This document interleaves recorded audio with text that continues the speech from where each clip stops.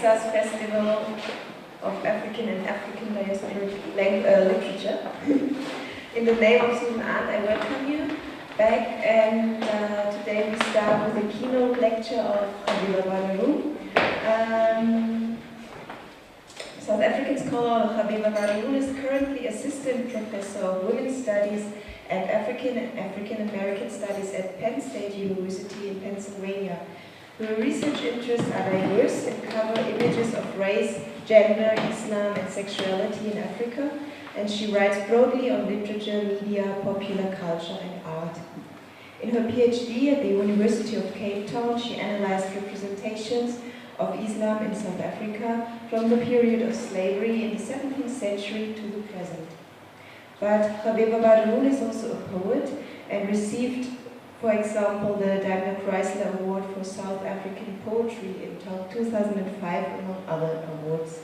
Just recently I started to read her debut collection, The Dream in the Next Body from 2005, and I was deeply touched by the images and the sensations she creates with her words, often finding new expressions to explore intimate geographies of emotions. She also published two other poetry collections called The Museum of Ordinary Life and 100 Silences. In her keynote lecture today, The Politics of Remembering in Writings of the Future, she is going to talk about violent pasts and presents, about violence towards black women bodies in particular, but also women bodies in general. This violence is performed through actions and through words. But Gabeba Baderoon's direction is not stopping here at this denunciation of the violent past, but is rather writing into the future, to anticipate the future we want to live in, but which is also very vulnerable, as we heard yesterday in Susan Arndt's opening speech, and therefore we are very responsible for that future. To formulate a vision, Gabeba Baderoon is presenting the literary works of three South African authors who use very different poetic strategies to write into alternative modes of visibility and audibility.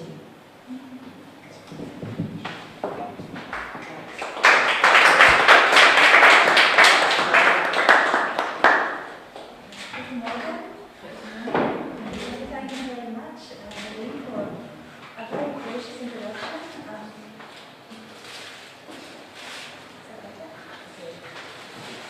I'm extremely grateful to be invited to this wonderful, for me, new form of gathering around African culture and African history, African presence and politics. I think from now on, every conference I go to, I want it to be an African arts festival. No problem. I described it.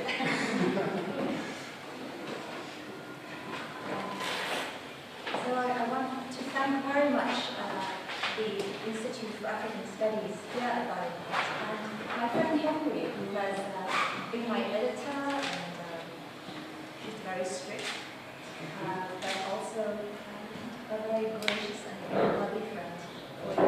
I truly appreciate it. And thank you to everyone who has taken good care of us, and to Sybil, who got me here on Saturday. The politics of remembering in writings of the future. I have three epigraphs to this talk.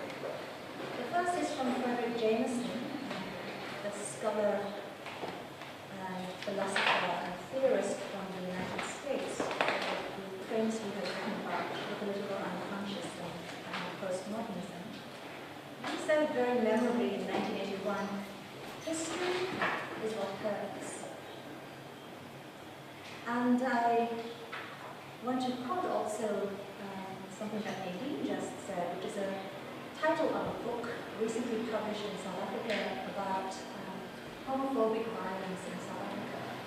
So very necessary attention to the events of But the title of that book is The Country We Want to Live in. And to look at what hurts, to remember what hurts, allows us to generate the country we wish to create. So again, connecting the past and the future. And lastly,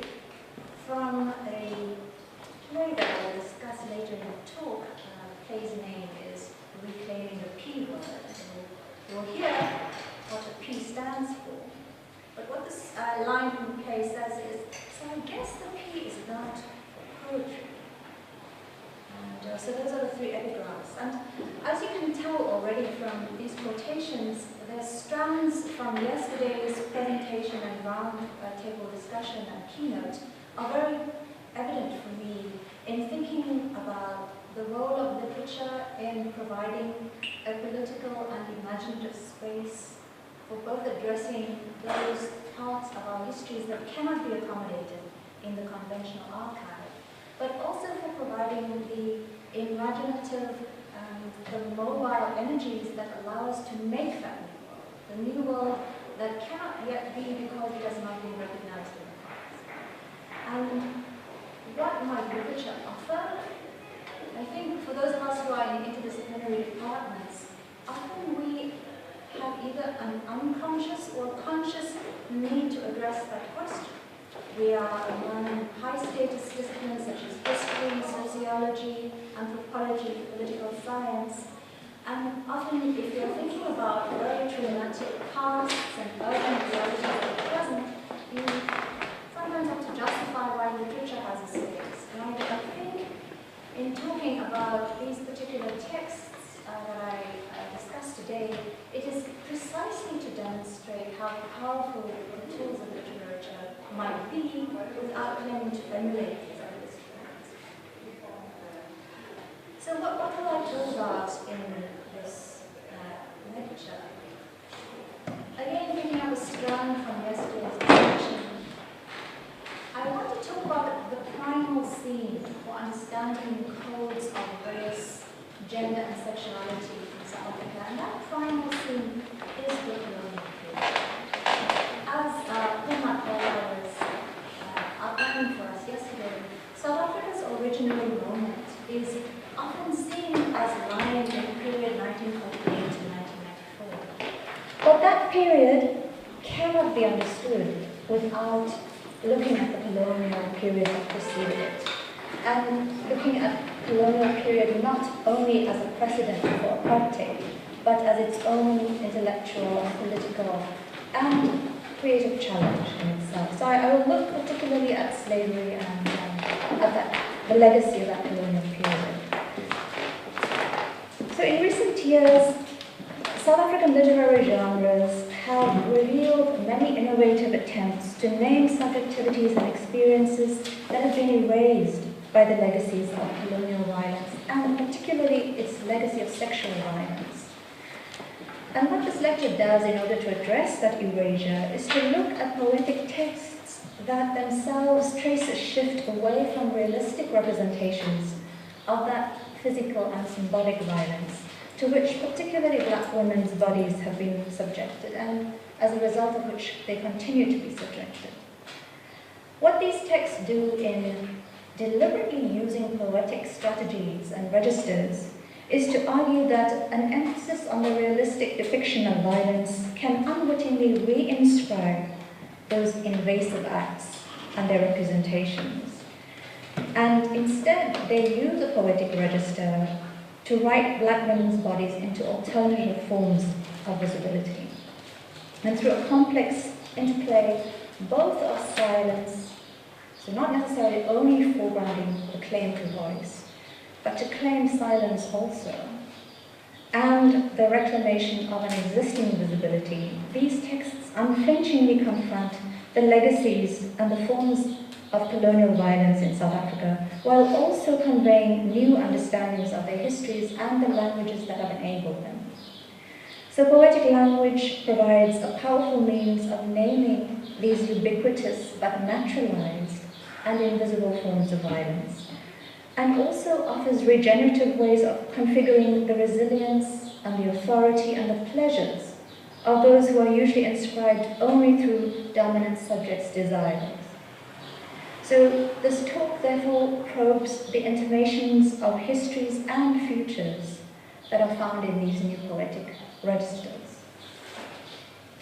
Now, I timed this talk, and Nadine timed this talk, and it is about 20 minutes too long. So I've edited it, and if there is time, I will revisit some of the sections that I leave out, but for the moment, I'm going to skip the next introductory section.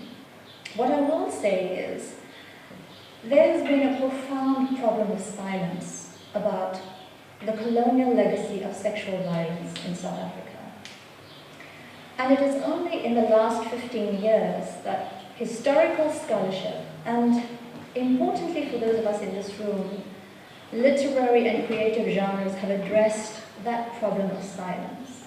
And I want to say a little bit why it is important to even address this legacy, this erasure.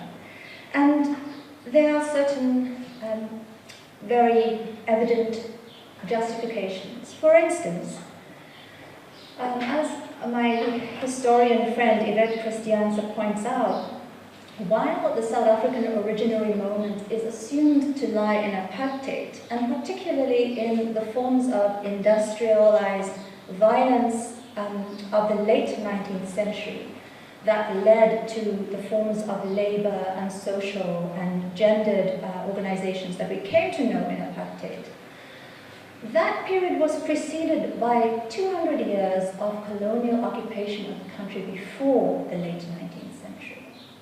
So if we are only going to situate South African history from 1857, with the discovery of the Mineral Revolution, then we are going to entirely erase 207 years of history from before then. And to do so is to erase the fact that slavery was the founding institution that operated in South Africa for 176 years. And to quote the historian Nigel Worden, slavery not only structured the economy and the social structures of the colonies that eventually would found South Africa, but it did so for its hinterland also. So in other words, while it was the profoundly organizing structure of the culture and the economy of the colonies, it also influenced the way that European colonizers would engage with the human beings who occupied territories who were not part of the colonies. So this is an institution whose influence cannot be disregarded, and the fact that it is something that should compel our attention. And it has in fact been addressed both in historical scholarship, but as I say, also very importantly in the creative genres. One other piece of information that is available through historical scholarship is that the gendered nature of that social institution is important to bear in mind. South Africa has a history of representing its enslavement, its history of enslavement through a picturesque tradition. This is a little bit about that hiding in plain view that I mentioned yesterday, where in fact there are certain forms of visibility which are very much available for the history of slavery in South Africa, but only through a picturesque tradition. So in other words, it only makes slavery visible by denaturing it of all of its violence, whether it's violence of genocide, it's violence of displacement, or its legacy of sexual violence. And in fact, the slave quarters in South Africa, which is today a museum that I recommend that you visit if you are ever in Cape Town, it was the official brothel of Cape Town. So not only were enslaved people the majority of the population for extensive periods of the existence of the colonies, but to be an enslaved person, and particularly an enslaved woman, meant to be subjected to enforced prostitution. So again, to neglect this history, but also to neglect its inevitable consequences, is to deny what has structured our very codes of sexuality and race in South Africa. Right? Okay, so I regard that as a profoundly convincing reason to address the legacy of sexuality, colonialism, and slavery in South Africa. So what has literature added to our understanding of this period? I'm going to read you a poem from Yvette Christianse, whose work, I think, has really reshaped what literature has engaged with in terms of slavery in South Africa. She produced her first collection of poetry in 1999 called Castaway. It is about an African island that nobody knows of except for its one European inhabitant, who was Napoleon Bonaparte.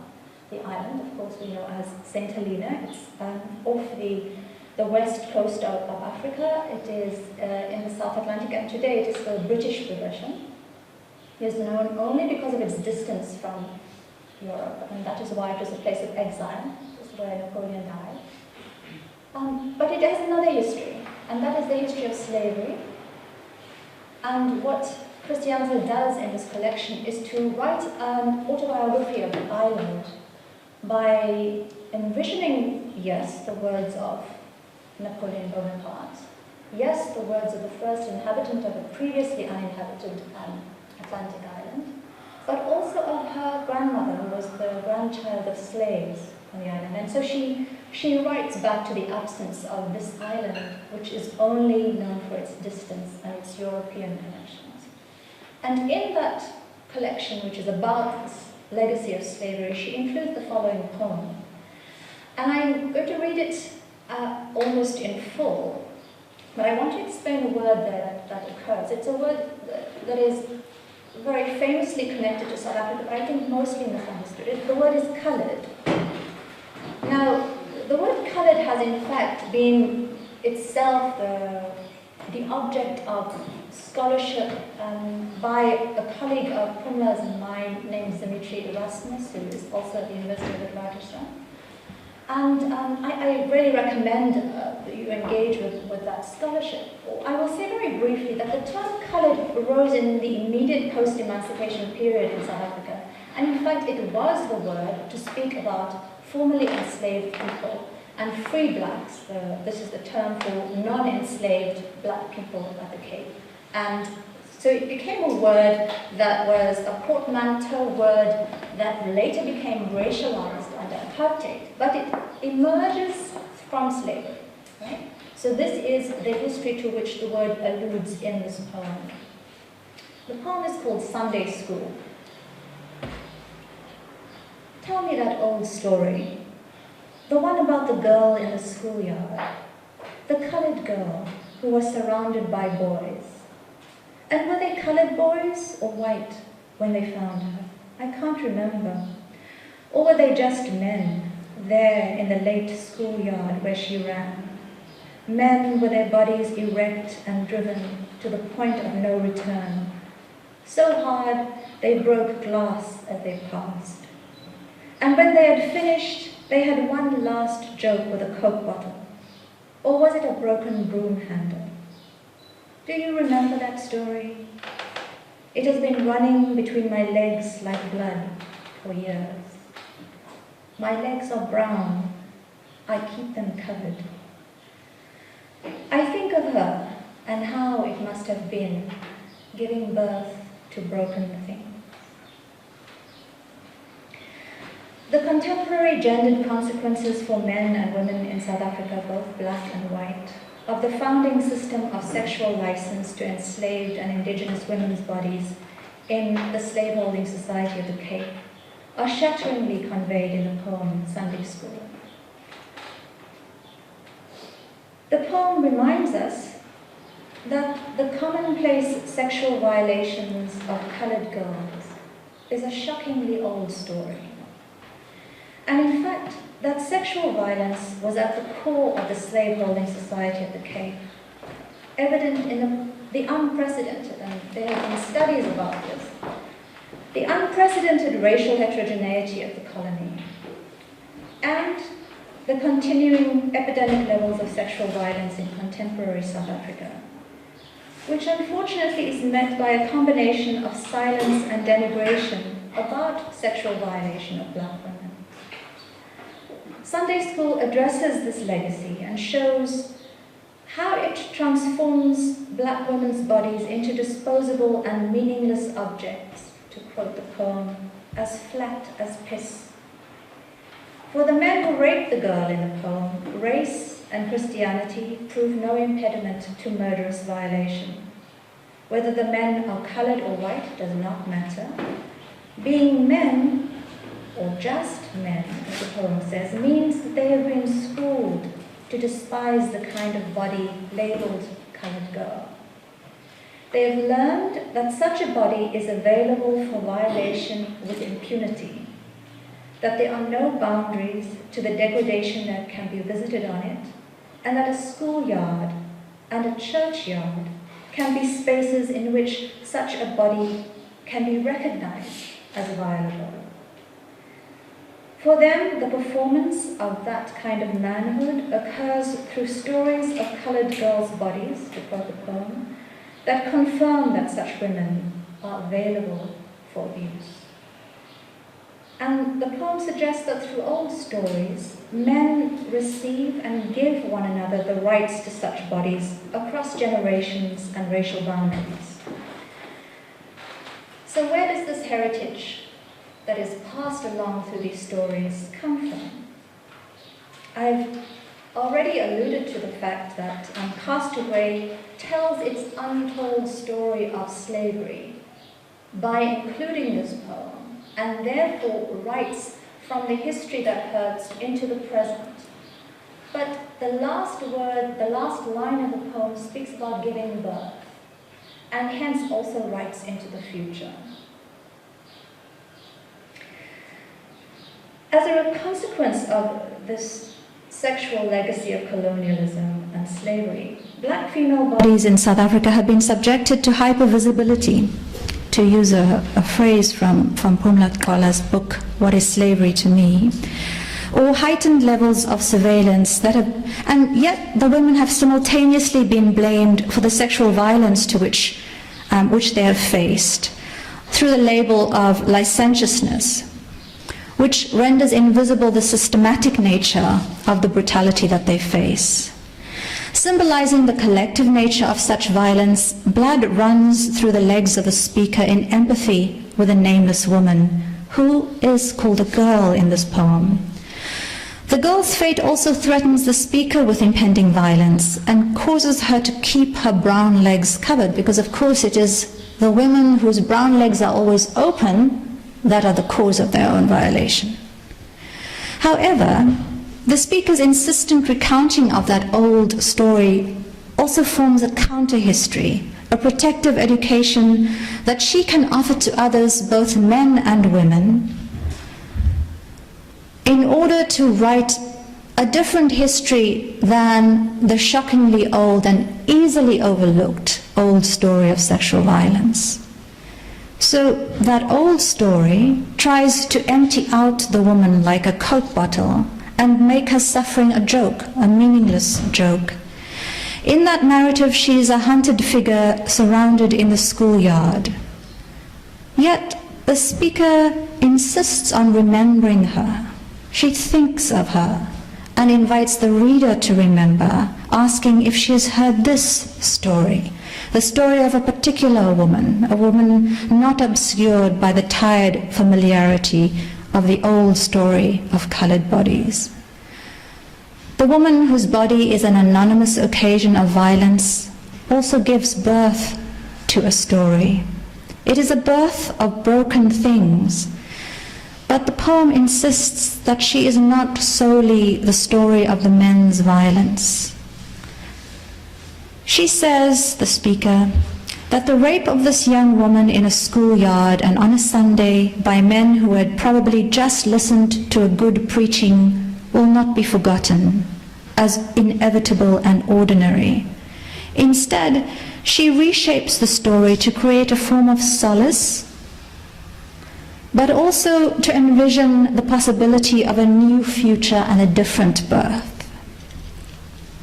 And this is a different birth also for the men in the poem, who likewise are turned by the instrument of that overlooked history into the forms of women's torture and erasure.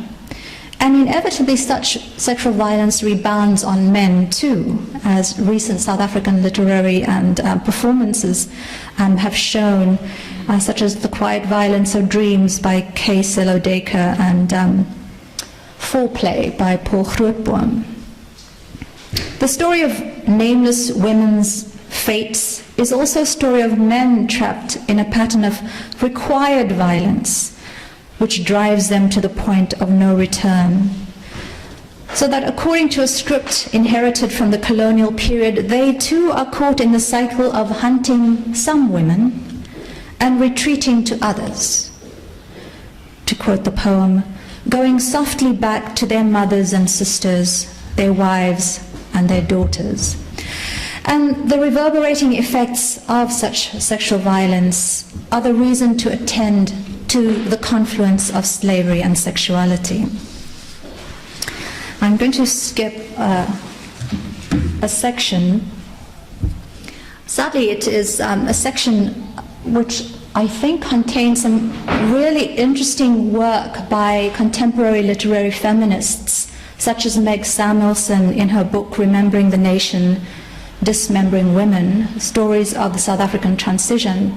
And also, and I have to explain, I do cite Phumla Qola in this paper several times, and I promise it's not because I knew you had invited her, but because in writing about colonialism and sexual violence, you really can't avoid the woman. She's just done a lot of work, important work, inspiring work.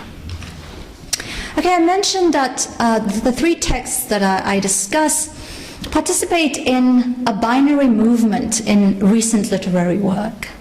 And it is a movement that diverges from a path which the feminist scholar Desiree Lewis has described as a compulsion to consume the trauma and pain of black women. So not only to highlight and find obsessively and compulsively appealing the fate of black women, but to train the gaze on their trauma. So what these texts do is, in fact, not repeat that realistic representation of such violence and such histories, but to redefine the forms of visibility, but also to embrace a certain invisibility. And this is where Phumla's work in her chapter Not Representing Sarah Baartman, which I think is one of those essays which really moves the field forward. So it is about this highly visible icon whose very visibility in theoretical work has itself reinscribed some very discomforting 19th century patterns of hypervisibility. So what does it mean to not repeat unwittingly that form of invasive access? And I think Qola's essay on Not Representing Sarah Baartman is one of those answers. It's a really intellectually and politically very exciting essay that I recommend to you. But in these creative works, then, there is precisely such an embrace both of silence and of the redefinition of voice. And it is evident in the theme that I will call preferred silence, involving a strategic refusal to engage with dominant modes of rendering black women's bodies visible. And the second mode is toward reclaiming and redefining the terms of visibility. While these patterns appear to diverge from one another, I think together they articulate a radically different claim to public space in South Africa. And I discussed them through the poem Tongues of Their Mothers by Makosazana Xaba from her collection of the same name, the novel Unconfessed by Vet Christianse, the same person who was the poet in the previous text, has also written a novel about slavery, and a collectively written play called Reclaiming the P Word. Because we are in an interdisciplinary space that is embracing of the creative as well as the analytical and the scholarly and the historical, I want to tell you just a little bit about Reclaiming the P Word. It is written and performed by both students and faculty or staff from the University of Cape Town's Gender Equity Unit. That is a policy unit, a non-teaching unit, that at least has been non-teaching until now, that has addressed the culture of the campus around issues of gender. Now, it has done this through many activist projects on the campus. They're actually a wonderful model for ensuring that universities do not simply become continuous with the spaces beyond the academy, in replicating all the problems of homophobia and gender violence and all the challenges that we and our students and our larger communities face. Reclaiming the P-word was one of these projects, and what it is a workshop, a collectively written and workshopped and performed piece by both staff and students, which addressed stories of sexual violence. And it is this play, which was simply an on-campus project to deal with particular challenges faced by the students and the staff at this university. And by staff, I mean both teaching and other staff at the university. And it is in fact become a very famous and award-winning play far beyond that campus. So I say this because I think that what we do within the academy to address what we think of as our local communal challenges are in fact about these larger challenges of our communities and our societies more generally. And as therefore I heartily embrace the formal innovation of what is happening here, as well as examples such as this play. But I'll come back to talk about it a little bit more. Let me talk about preferred silence. In her compelling essay, Not Representing Sarah Baartman, Phumla Gqola proposes a limit on what can be known about Baartman's life in order to avoid creating representations about her that unwittingly echo the violations of the past.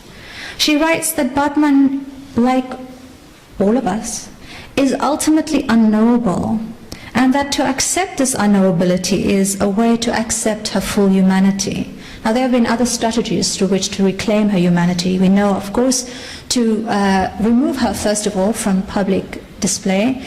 And, you know, it's important to remember that what was displayed publicly was her genitals as well as her brain. So it was a very particular form of access. It was access to her thoughts and access to her body, her intimacy. And that was publicly displayed in Europe until 1974. So to remove that public access and then to treat her body as one treats human beings' bodies, right? So these have been former strategies to fully accept her humanity, and to stop talking about her might be another. So what does Gabeba do in Tongues of Their Mothers? I'm going to read the poem and show how it articulates this threshold of approaching and then going no further. Tongues of Their Mothers. I wish to write an epic poem about Sarah Baartman, one that will be silent on her capturers, torturers, and demolishers. It will say nothing of the experiments, the laboratories, and the displays, or even the diplomatic dabbles that brought her remains home eventually.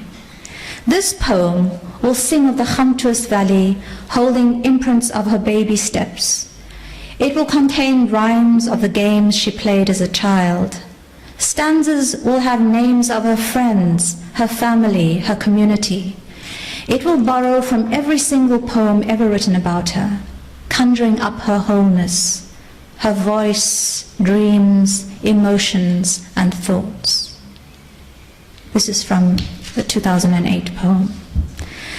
So as you can see, Tongues of Their Mothers refuses the conventional terms for talking about Baartman. It will be silent on her capturers.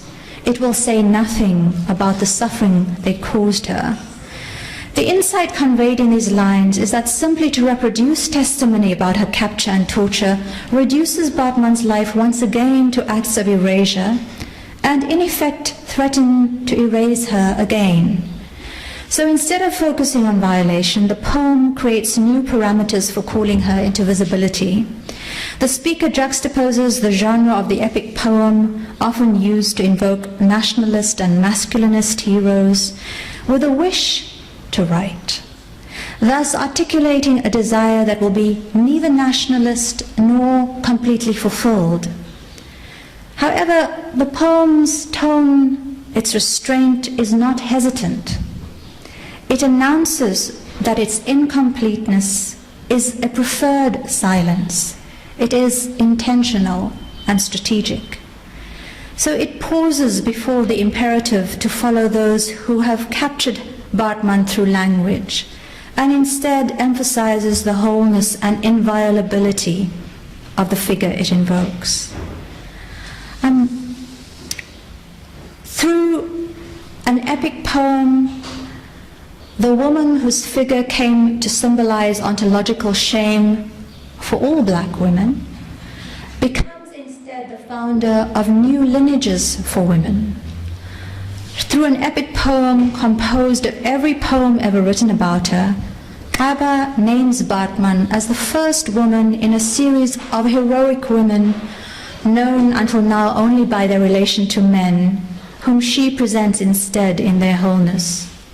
This is a view of poetry as a collective memory that can counter erasure and fracture, but it also foretells of future lineages of heroic women who reframe the space that until now has been nationalist and exclusive. So Tongues of Their Mothers makes a history, a sanctuary, a memorial, but also a future in language. And Gabeba's poem offers not only a past, but a future to Bartman as figure herself, turning away from the narrative of violence and declining to give it authority again. Instead, she calls into consciousness what is impossible to know. Again, that echo from yesterday, that what literature offers us is the possibility of creating the impossible. And redirects our gaze towards a hitherto unattainable view, both of the past and of an incantatory list of heroic foremothers to us all. So next, I want to check with Nadine how much time I have, so that I know how much time to give to Unconfessed. 20 minutes. Okay, great. Thank you. Okay, so what is Unconfessed? It is a 300-page novel written in a poetic register that is actually built into the form of this fictive text in itself. The poetic language of the character Sila, who is an enslaved Mozambican woman who is brought to the Cape as a child, kidnapped as a child and brought to the Cape, from which experience she encounters the typical life of an enslaved woman there, of continuous sexual violence and betrayal by precisely the organs of civilization that colonized the country, that colonized the Cape. I also want to alert you to the fact that in the course of the novel, Sila is renamed from Sila van Mozambique, so Sila van Mozambique, to quote the Dutch of the time, to Sila van de Kaap. Now, it happens in the plot of the novel that Sila has been granted her freedom by an owner. But the son of the owner, who has granted her freedom, steals the will and re-enslaves her, and hides the fact that he has re-enslaved her by renaming her Van de Kaap. Now, Van de Kaap is, of course, of the Cape. The Cape, you all know, I know, and I feel deeply, is one of the profoundly beautiful places on earth. Right? It is not necessary to attend to the traumas of history by denying the spiritual wholeness that comes from recognizing the beauty of a place. I think our friend Black Pearl insists on this all the time. But we cannot only recognize that beauty by denying its past. And the very name Cape Town, Van de Kaap, actually was the name given to enslaved people who were born at the Cape. So Cape Town, the beautiful, Cape Town, the aesthetic transcendence, in its very name, encodes its own history of enslavement. And it is only because we deny that history that a certain fragile beauty is known to Cape Town today.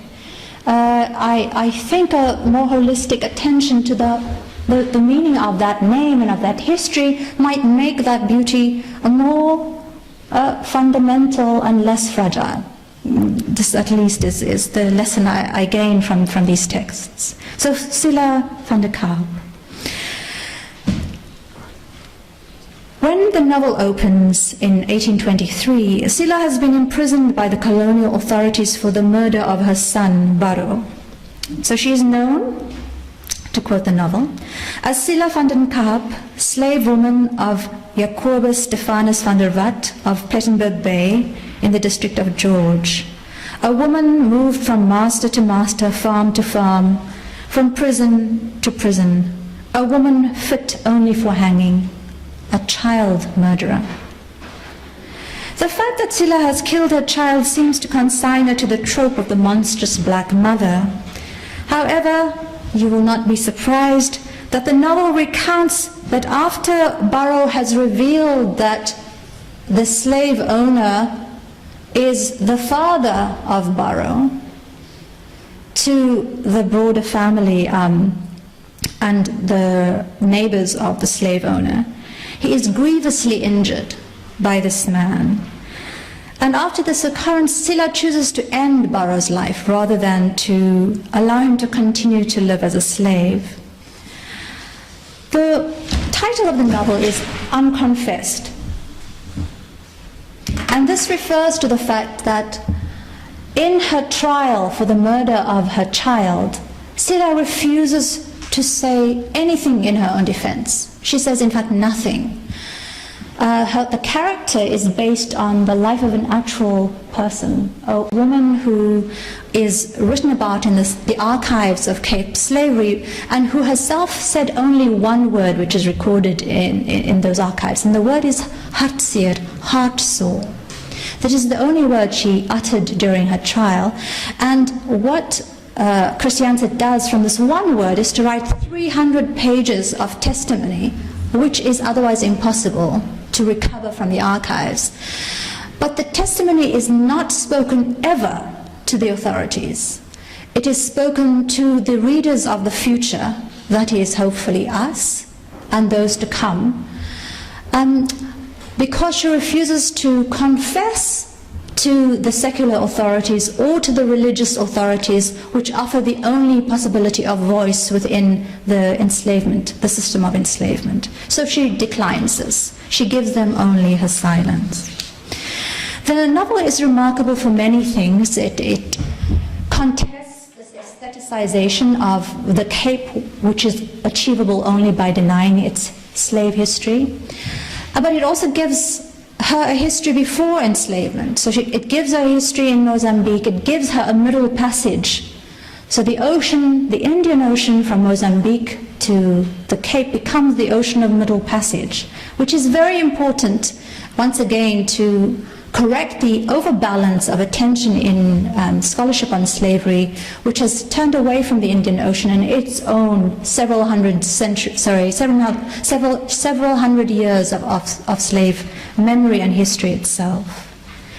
So, in transporting Sila from the prison on the mainland to the prison on Robben Island, the same Robben Island that we heard of yesterday, she gives us a middle passage.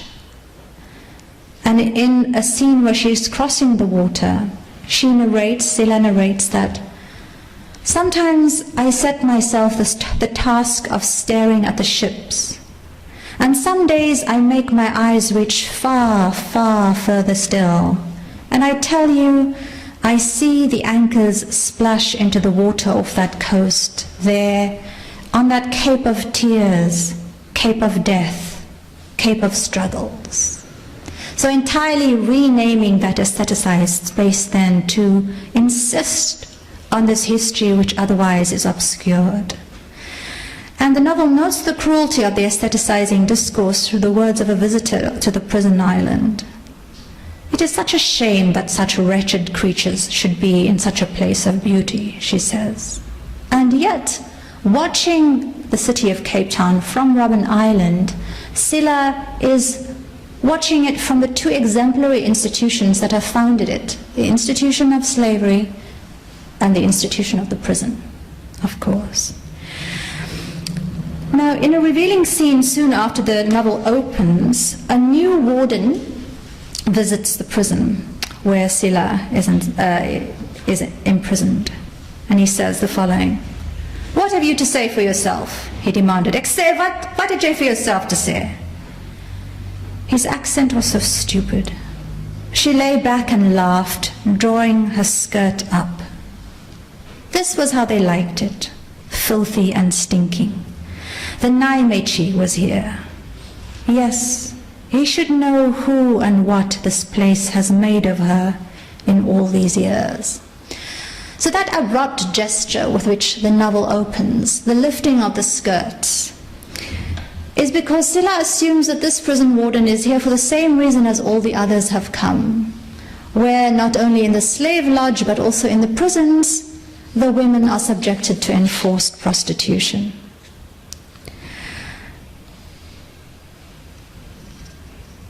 I'm going to make a transition to the next and the final text by looking at a word which has just been cited in this quotation, the Naimechi. Now, yes, it is almost impossible to get a discussion going in South Africa in the public sphere about its history of enslavement. Yes, the epidemic of sexual violation of black women's bodies is a story it is very difficult to pay attention to, though, of course, when the dignity of our president is infringed by a satirical portrait that exposes his penis, then gender becomes very much a national issue. But the gendered violation of black women's bodies is continuously invisible.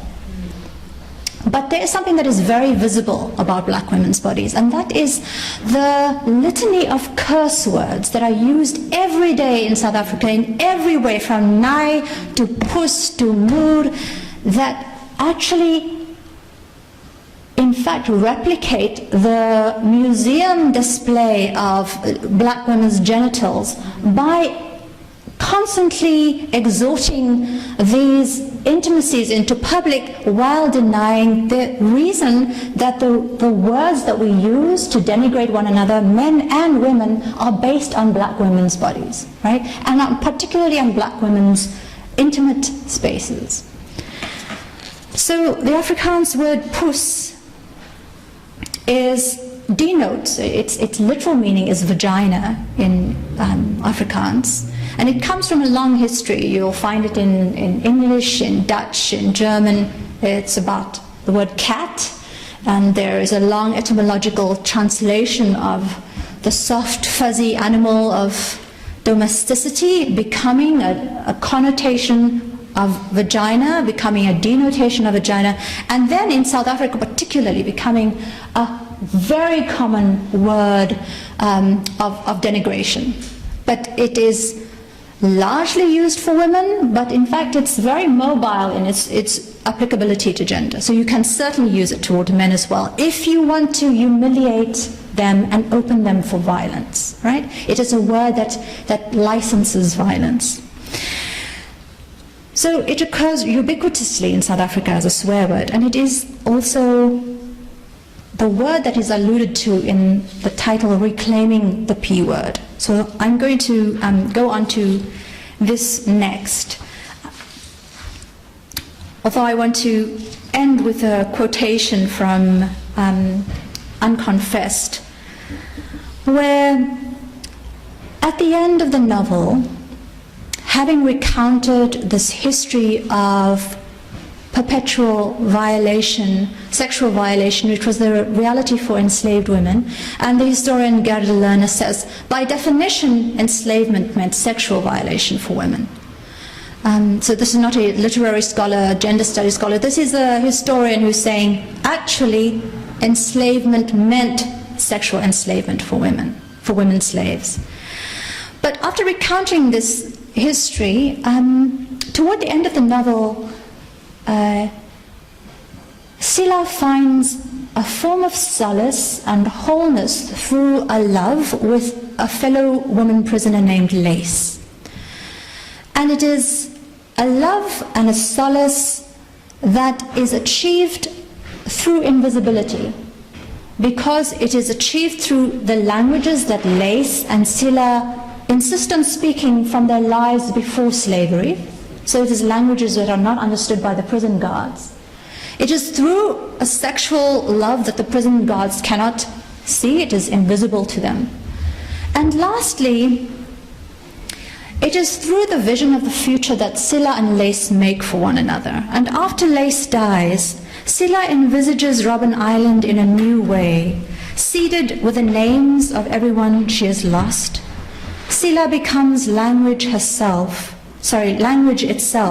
to quote the novel, scattered like names all over this island. So the novel's strands of resilience in poetry, memory, and the sanctuary created by female bodies for one another form a subterranean legacy that grows into a future on this island, right? So it is the island of apartheid, but it is much older than that, and its future is larger than the post-apartheid future, right? So what do we do with this painful word in reclaiming the P word? So I've described it as a form of radical theatre, and it is in fact part of a tradition of radical theatre. In fact, radical scholarship, radical creative arts have been a crucial part of black consciousness and a part of the politics of South Africa. So it is not simply that radical theatre or other arts were an addition to the larger political struggle. This was a central struggle. It was the struggle of decolonization, of the meanings of people's lives and their presence in their own country and the future that they envisaged. So it is part of that tradition. And it was performed and formed in 2006 first in response to the prevalence of sexual violence in the context encountered by students and staff at the University of Cape Town. But more than that, the physical context, the play addresses the mental universe created by the constant pressure of sexualization and sexual violence, as a result of which, to quote the book I mentioned earlier on, The Country We Want to Live In, sexual assault stalks the imaginations of many South African women. So what happens in the play?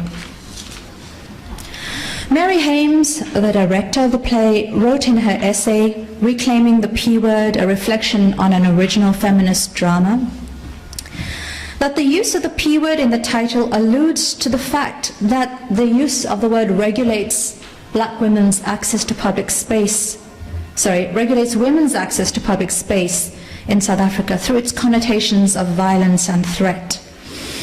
The word carries such derogatory connotations that it is unsayable in polite society, but it is heard all the time. So it takes this common practice, but unsayable practice, and makes it the basis of a powerful reclamation of this word, which ultimately comes to include pleasurable meanings. Already in its title, the play signals the strategic way it will engage with women's bodies. Like the futurity implied in Gabeba's poem and in the seeding of names in Unconfessed, in reclaiming the P word, tense is important. Reclaiming the P word, in this case signaling the ongoing immediacy of the present continuous tense. But why, if it is so bold and courageous, does the title of the play use an ellipsis? In other words, ... P ... word. Why doesn't it say the word out loud? And partly this is because it opens up a productive ambiguity. For instance, by posing the question, does the P word stand for puss? We know from the rest of the play that the answer is yes, largely. But as one of the characters says, and I quoted this in the epigraph, I guess the P doesn't stand for poetry, but the next line is, but why not puss poetry? The larger answer, of course, is that the word puss is already everywhere. And what the play wants to do is to raise it into visibility in a new way. So it seeks to reclaim the space that is already occupied by several uses of the word puss, almost all of them damaging. And the ongoing immediacy of the title signals the ongoing nature of this attempt. As the play shows, the word puss has a remarkable degree of semantic dexterity. Although it is a swear word, it can also act as a noun, an adjective, a diminutive, the denotative, and mostly, of course, the connotative use as a curse, as in "J as a puss," "J as pussla." And therefore, to look at puss in this way offers the possibility of seeing the body differently, not by directly countering negative stereotypes, but by attending to the strange and powerful currency of the word, and to listen carefully for the meanings that hover in it, as though there is another voice within the scream of this curse. And what is that other voice? As I mentioned, there is a plethora of South African swear words. Those of you who learn new languages, firstly by learning the curses, which I don't know about you, but this is very often a story I hear about people learning Russian, Egyptian, Arabic. What are the curses? How do you say something really rude to somebody? Or sometimes when you're quite innocently learning a language, the person who pretends to be your friend is actually teaching you some very, very, very rude things. But South Africa has an abundance of actually quite remarkable swear words. So if those of you who do have South African friends, get them to teach you some local language. Now, it was a controversial thing to take on this title. And I'll give you an example. It's a venerable strategy to take a painful word and to remake its meaning, but it's also a sensitive one, right?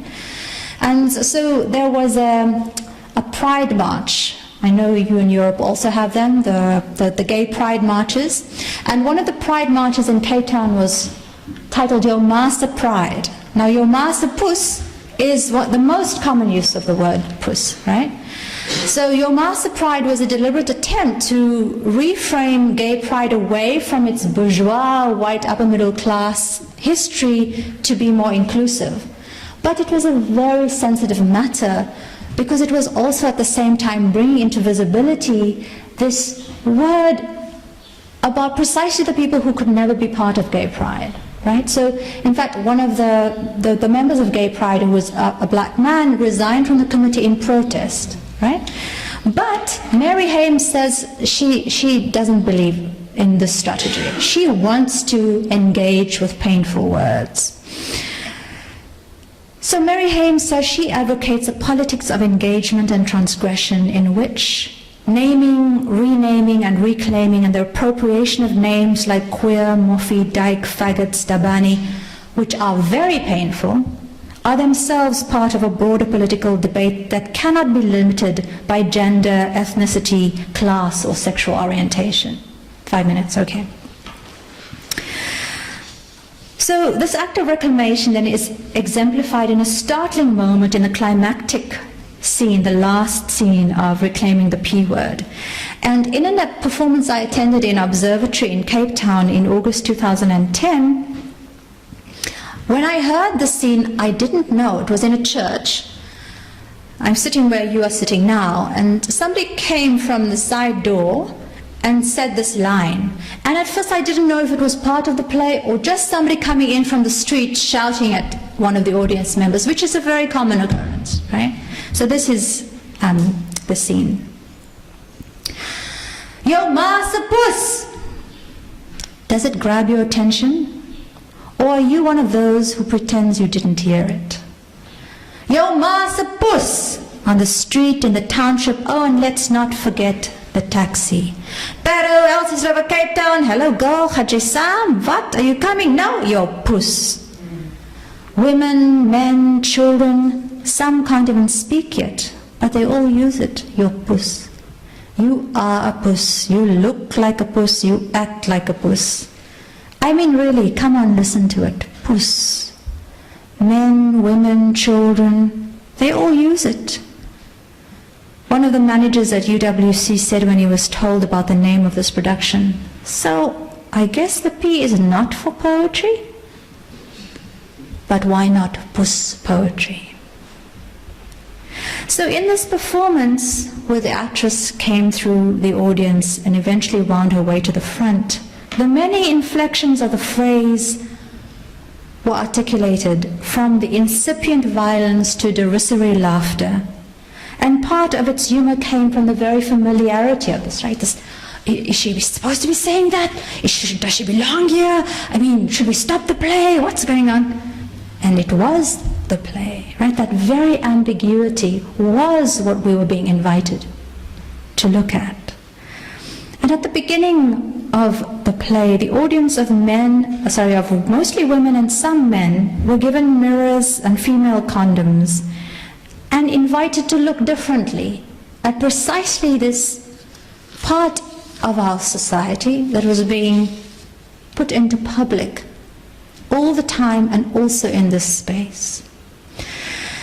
So the movement in the play is not only from common public speech to theatrical speech, but it is also from pain to pleasure, which is as difficult and formally challenging a movement as highlighting the topic of pain and history. To reclaim the wholeness of female sexuality, in fact, presents a profound political and artistic test. Because a repeated focus on violation and trauma itself becomes a dangerous formula that entraps people in narratives of violence and renders them vulnerable to further violation by identifying them as the bodies available for violation. So reclaiming the P word is acutely aware of this danger and interrupts a voyeuristic focus on trauma through humor and wordplay, for instance, through puns like, my vagina is hurtful, or my vagina is fed up, but it's also, hurtful means my asshole is full. I mean, that's it, this is the last thing. And in a section of the play titled Vagina Dialogues, which of course refers to Eve Ensor's play as a precursor, the characters testify to the multiple pleasures they enjoy from their bodies. To counter the list and litany of forbidden words that become almost funny when you say it in the usually polite space of the theatre, a speaker in Vagina Dialogues remembers a term that she learns from her mother. Thank God I grew up with my mother telling me I had a honeypot. A honeypot, mind you. She reminds the audience that we've been trained to use certain words for the body. From her home, where she learned that she had a honeypot, to the reversal of tone at school, where her mother's language was overwritten and a new code for black women's bodies was scrawled on the toilet doors, station walls, and schoolboys' desks of the broader world. Clearly, the denotative meaning of that phrase, your mother's vagina, your massa puss, is only a secondary part of the effect of this phrase. What does this powerful and intimate insult connote? Your mother. It's a second person direct address, hailing you. And it therefore invites reciprocity. It's a direct engagement with another person, a second speaker. And it is an open-ended, an eternal beginning of a phrase. Your mother's, and then what, right?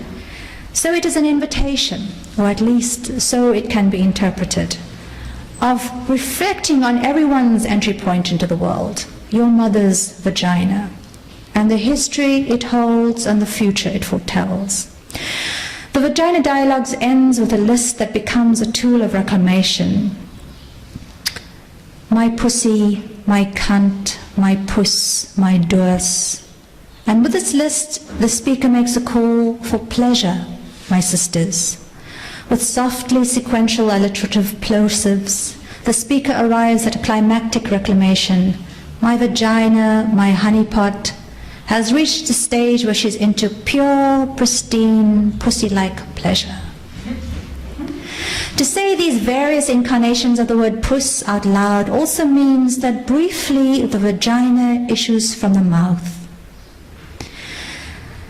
And this recalls a division that has been very evident in post-apartheid South Africa between the tongue and the womb, which has been analyzed by Meg Samuelson, who showed that in post-apartheid South Africa, women were welcomed into the public sphere as long as they were domesticated mother figures. If they were speaking and claiming and criticizing, they needed to be disciplined out of visibility and audibility. But in this play, we are both. We are both. So the connection between the vagina and the mouth shows what happens when the black female body occupies a space hitherto unimagined and owns both power and pleasure. The body becomes the site of desire, of words, of mouth, of vagina.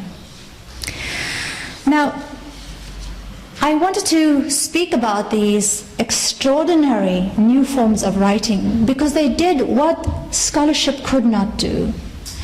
And more than that, they brought this debate into a public sphere that has been very effectively denatured and emptied out of some of the most urgent of our contemporary challenges. And that is the possibility of literature. Thank you very much.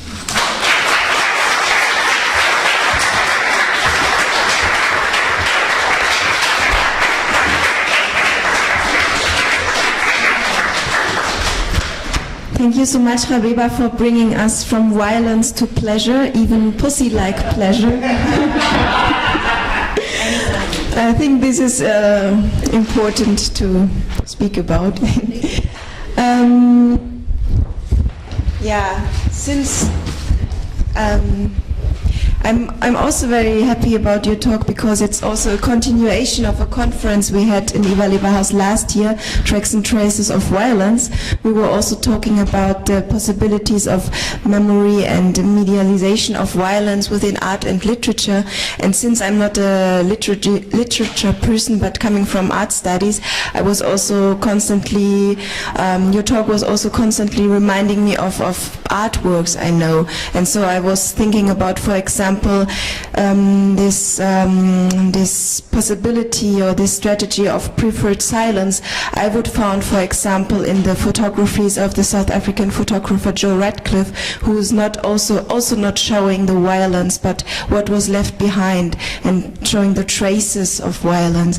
And another possibility maybe also when you were talking about erasure and reinscription, I think this is most dominant also in the works of William Kendrick, who's one of the artworks whose drawing we have also here in the exhibition. So I think it's not only strategies that writers use, but also that are somehow explored by visual artists, and I found this very inspiring. Thank you. So I think, these new poetic registers to write black women bodies into the future, and Gabeba has explained them as, I would say, recollecting, reframing, and reclaiming, are also a good start into that day. I think about also how future is possible without always repeating violence that of course occurs, but also finding new ways of doing this and writing this. So, the floor is open for your questions and comments. Jessie? You want the floor?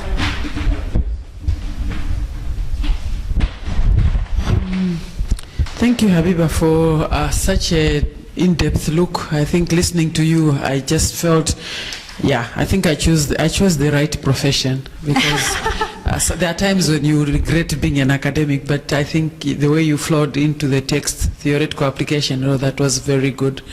And I think as I was listening, I couldn't help think of Edwidge Danticat's comment of "we're ugly, but we are here." The reason being, I think the legacy of sexual violence as language, which is language of trying to say things and trying to construct things, which is, I think, sweeping through sub-Sahara Africa, and I think we also see it in the so-called Arab Spring. I hate that phrase, but what else can I call it? Yeah, well, I have problems to even calling it spring, and anyway, that's another story for another day. So the point I was trying to bring up here is, number one, the issue of stripping people. I think I've mentioned it. We've just gone through a spate of women in Malawi being stripped and raped. And apparently this was a way of people saying we should dress properly and dress as Malawians and dress long things. In fact, when I'm here, that's when I'm able to wear these long flowy things. At home, out of protest, I make sure I wear things as short as possible and as tight as possible, just to show them that I actually can do that, even though I'm not exactly slim, but I do it anyway. So the point I'm trying to explain is what was surprising is that they wanted women to dress well, but instead of probably covering them in more, they were removing their clothes. And for some reason, the newspaper coverage somehow would trip in this comment of, but don't you think women, you've overdone things and all of that? As if, showing more flesh according to them means I'm asking someone to do something to me. Now, the thing that I'm trying to look at is the whole issue of the gaze. What I found very disturbing is that I think a lot has been explained on how people like Sarah Backman suffered from the colonial gaze. But now you find nation, community, the African nation, actually celebrating gazing as a way to teach you, to get you, sort of like a corrective gaze, and you are made, a spectacle, and a lot of female infantilization. Women need to be corrected so that they get back to what they are supposed to be doing. Mm-hmm. And I think this is a big problem, especially when home is where the pain is coming from. Mm-hmm. And I think I keep referring to Edwidge Danticat because I think for African people, for the African countries, colonization comes, messes up things, and then there comes globalization, and people go out to work. Somehow you find you'd like to be in your own home, but now in your own home is where you are being told, and in my home the word is hule, which actually comes from a Boer word. Now, the point I was trying to drive here, I think when we are doing our analysis, when it comes to South Africa, you can't avoid to do a transnational look of language, because most of what happens in Malawi has come from the mines, has come from Malawi's interaction as a labor supplier of that place. Mm. And now when they are insulting me, like for example in my case, when I just presented my MSM report, the word that was around is hule. She's a prostitute. Mm. What else is, and if I wasn't married then, I don't know what would have happened. So I was going to say, maybe the terms that we are looking at, it's also interesting that you are using texts, and I think some of a transnational look is also very crucial, because what South Africa does in that part of the world impacts a lot, as much as we don't like the big brother thing that is played by South Africa, but unfortunately you can't avoid it. Mm-hmm. A lot of it has been there. And then finally, the issue of words. I was going to say it's the same word, the debate about nigger. Like I've been to the US and I find people sitting down in panel and saying, we have to get rid of this word because of its history. But also, there is a way to embrace it as protest, and there's a way to embrace it for what and who can embrace it, So I was just going to say, finally, the issue of Caster Semenya, for me, is our current issue. That's also... They reached a point, I remember where people would look at Caster Semenya and you could see people rushing to their screens to see if she had a bulge in between her legs, That lady was put through horrendous, to a point where you felt, should we not have, I think, what you're calling preferred silence, where you actually felt like maybe nobody should even talk about her, because for people like me, I had a problem with South Africans screaming she's an African woman, she's a woman, and the IAF saying she's a man. She's a man, she can't run this good, and for nobody in between talked about she could be transgendered. So, and then when she went home, she's made to perform this woman thing where she has to put on makeup and whatever. I felt like she was being, pained again, And when the results came out, she didn't fit either of the mold. It was as if she's made a freak again, So just to say, I think the preferred silence is a very important category. The only thing it would need is to be classed, because as Jane Papat has shown, silence is a way to speak. However, the silence of a well-to-do woman is different from the silence of a woman who has nothing, So now we still have to nuance that silence when we are, looking at it. Thank you. Indeed. Jessie, I don't need to respond at all. You've said everything I agree with completely, and that's it.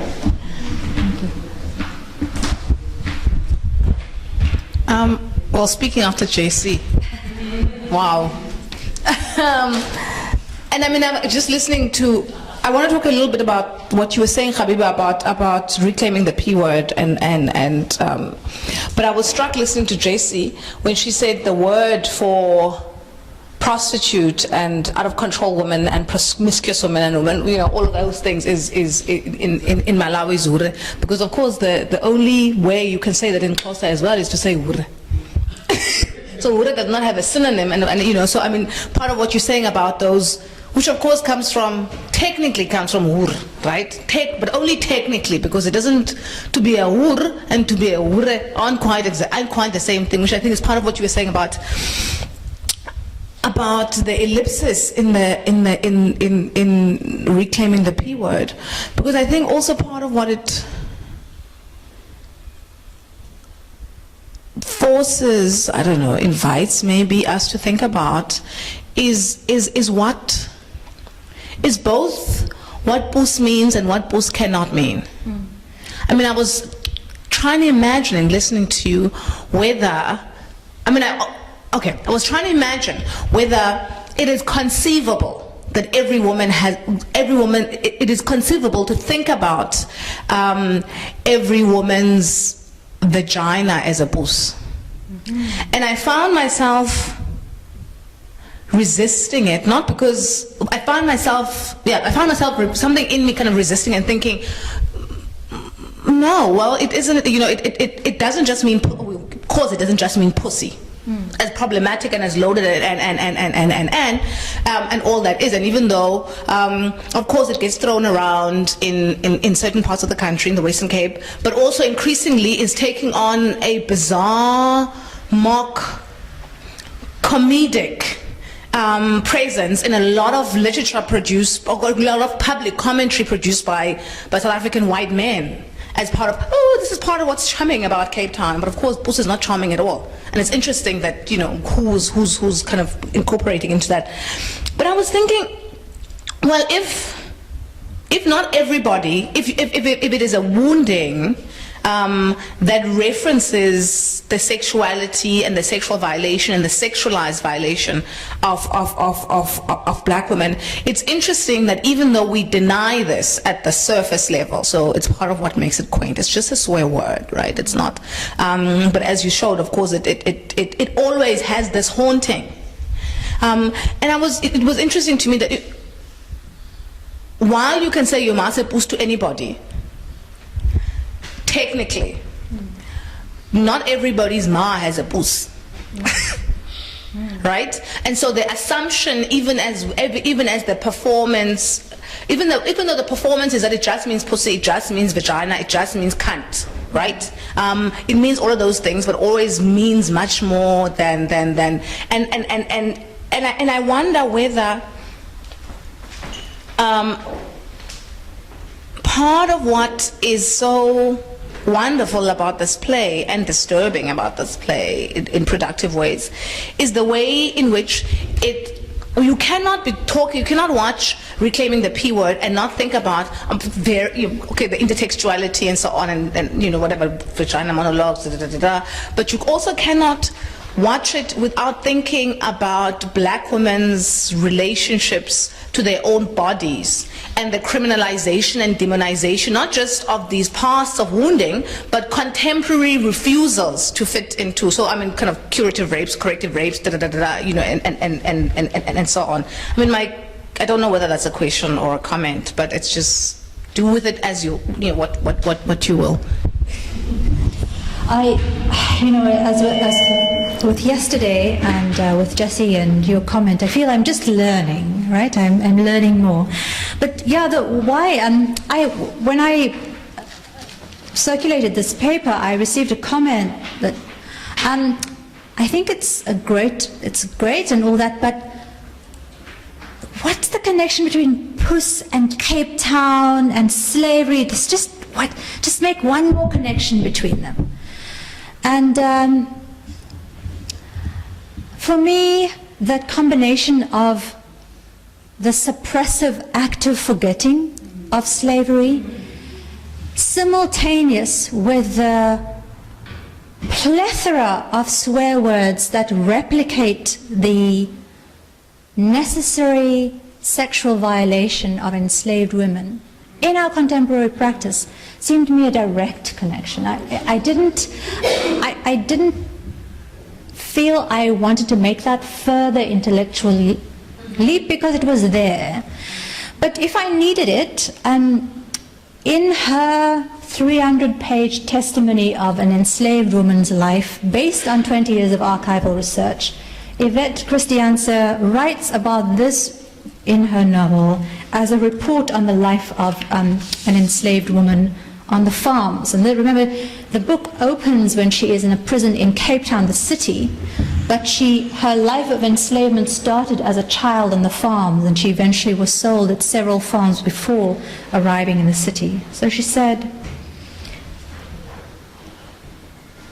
"They took her when she was old enough to cry for a life that already had full memories, and she had to work on a farm for a man who had no wife. And it does not matter that she knows what it was like to be ridden like a horse or milked like a cow. We are women who are horses. We are pussa up to our chins." Right? So there is this complete definition of the access and the violability of these bodies, and that is a legacy. The fact that we don't speak about it does not mean that we don't live with it, as we all know. And as the historian Robert Ross points out, that in the 180 years of enslavement in South Africa, not a single man, either slave or free, was ever convicted for raping a slave woman, right? So it was not a thing that was even possible to do, right? It was not within the definition of the law. And in terms, of your very provocative question, which I wrote down for myself somewhere in my page now, that does every person's mother have a puss? A brilliant question, of course. I'm going to have to put that somewhere in footnote now. And you're right to specify the difference between the technical applicability and the specific resonance. Because who has a puss and who does not? Who is made violable through that and who is not? And you're quite right, because it is important to understand that the very mobility of the term comes from its specificity of its history, right? And that specificity of its history of whose vaginas were on display publicly, and therefore through which we can trace the legacy of this meaning, were very, very particular women. And it was particular women because there were plenty of white women and free women who brought charges of rape against men in the colony and who were able to achieve convictions for rapes. But it was not possible to do that for enslaved women. So I think that is an answer to your question. And also, again, the historians have been profoundly helpful for addressing the archive that they can see. For the archives that they cannot see, we need other kinds of scholarship. But again, Philippa Levine, who is a historian of the British Empire, points out that in the construction of the regulation of sexuality, prostitution laws, for instance, the very word black became merged with the meanings of the word prostitute, right?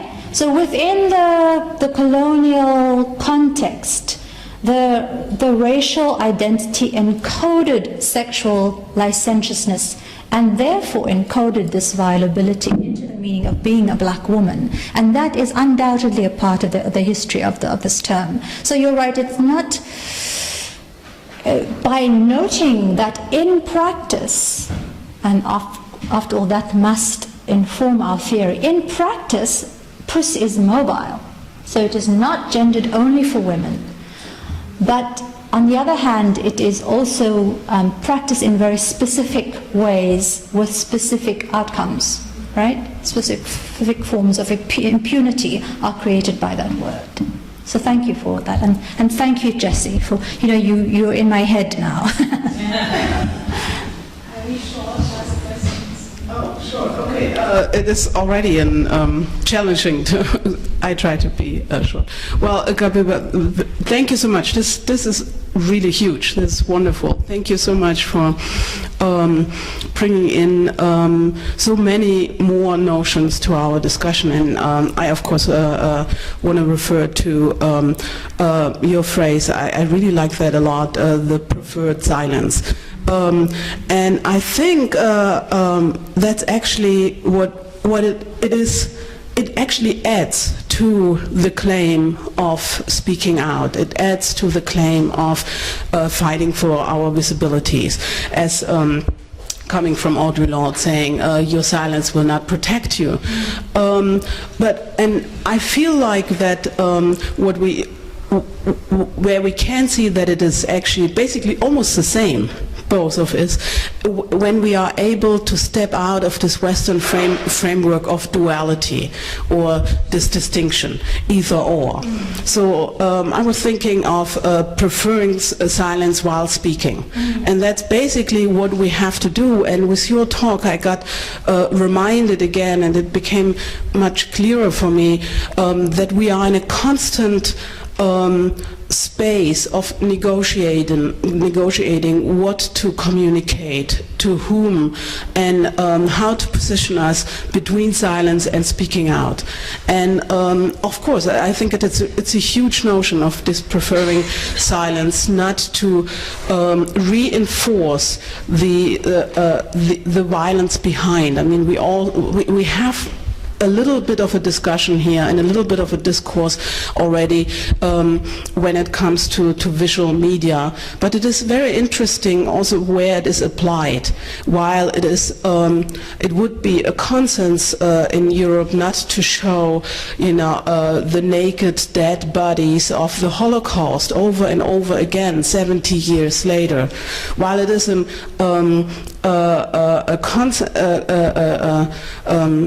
agreement not to show the pictures of child pornography or to explain pedophilia by showing that in a newspaper article. It is perfectly still okay to show and over violating over and over again the black naked body, and here preferable the female body. So that is where, of course, we need to engage in this, where to break into re-perpetuating this violence. And I like that very much, this to say preferable silence, but think we need to keep it in mind that it is not, that we should not fall into this trap of the Western duality, which it is the negative and the positive, the plus and the minus, because that is always what limits us, and then we are like with all this negative concepts like the N-word or something else, that we feel like, oh, now we have to even go in the plus direction and claim something. But it is sometimes, it's really while we are speaking to be more sensitive of it, what we are not saying, what we are not referring, verbalizing, and that, but also in this silence claiming agency. This is just a comment, and I thank you for that very much. I thank you, truly, again, for deepening my own thinking about it, and absolutely correctly about not creating it as an opposition. because in fact it is an attempt to generate a more complex engagement with an audience and to invite into the discussion an audience which appreciates and needs that complexity. The audience precisely who are made visible through those repeated violating images.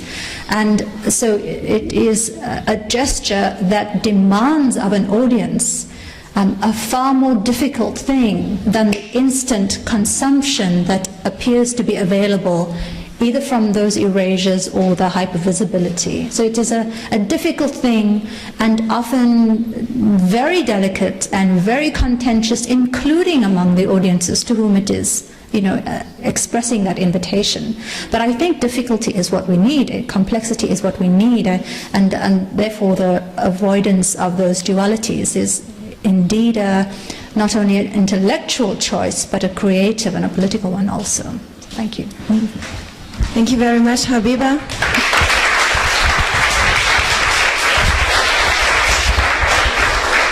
Thank you, audience. Sorry for playing the dictator, but food is waiting, lunch is waiting. Please come back at 2 o'clock to a reading, Writing Beyond and Forward. We have a long program today, so enjoy your meal.